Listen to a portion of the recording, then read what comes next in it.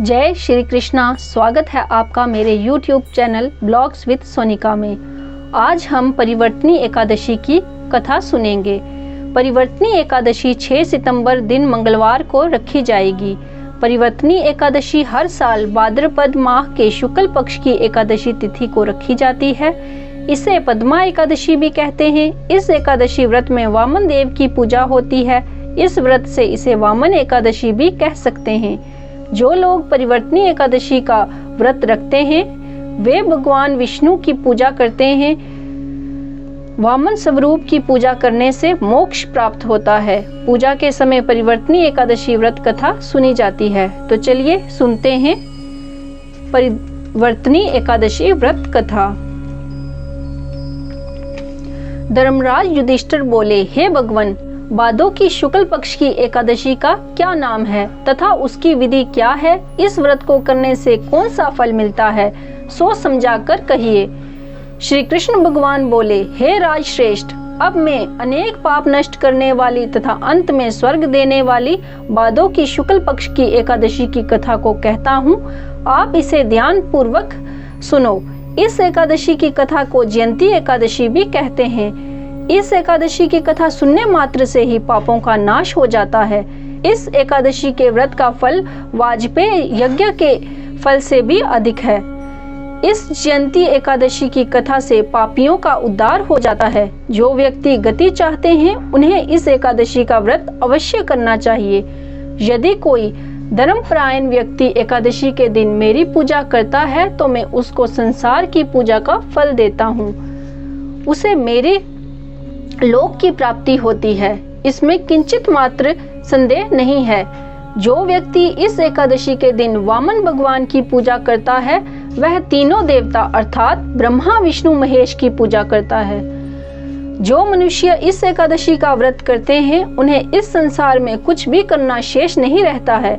इस एकादशी के दिन भगवान विष्णु करवट बदलते हैं, इसलिए इसे परिवर्तनी एकादशी भी कहते हैं।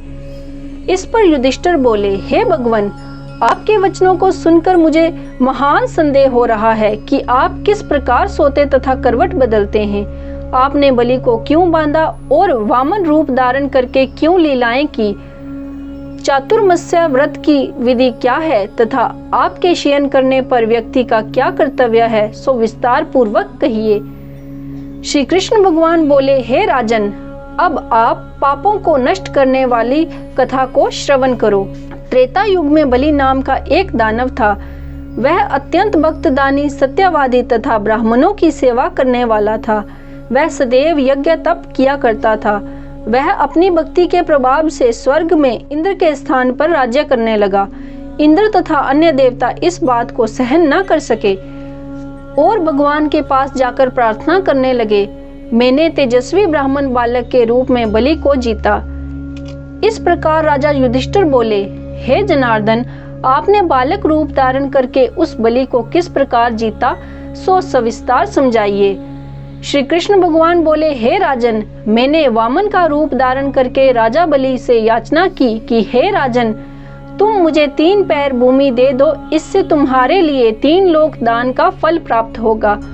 राजा बलि ने इस छोटी सी याचना को स्वीकार कर लिया और भूमि देने को तैयार हो गया। तब मैंने अपने आकार को बढ़ाया और भूलोक में पैर, ध्रुवलोक में जांग, स्वर्गलोक में कमर, महलोक में हृदय, तप लोक में कंठ तथा स्वर्गलोक में मुख और उससे ऊपर अपने सिर को ऊंचा कर लिया।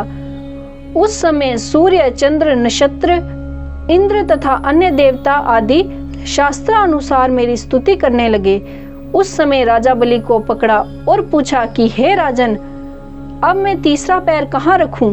इतनी सुनकर राजा बलि ने अपना सिर नीचा कर लिया, उस पर अपना तीसरा पैर रख दिया और वह भक्त दानव पाताल को चला गया।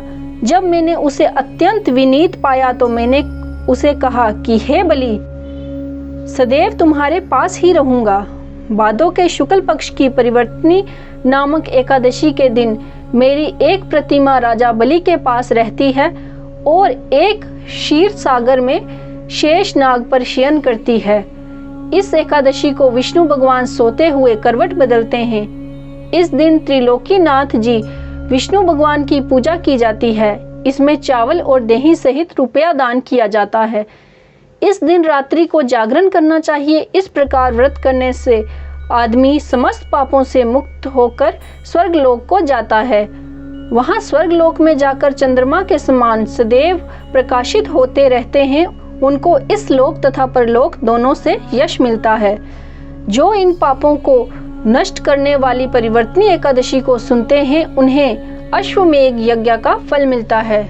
सागार, इस दिन ककड़ी का सागार लेना चाहिए। तो बोलिए भगवान श्री कृष्ण की जय, वृंदावन बिहारी लाल की जय। जय श्री कृष्णा। आपको आज की कथा कैसी लगी अपने कमेंट्स में जरूर बताइएगा और मेरे चैनल को लाइक, शेयर और सब्सक्राइब कीजिएगा। धन्यवाद।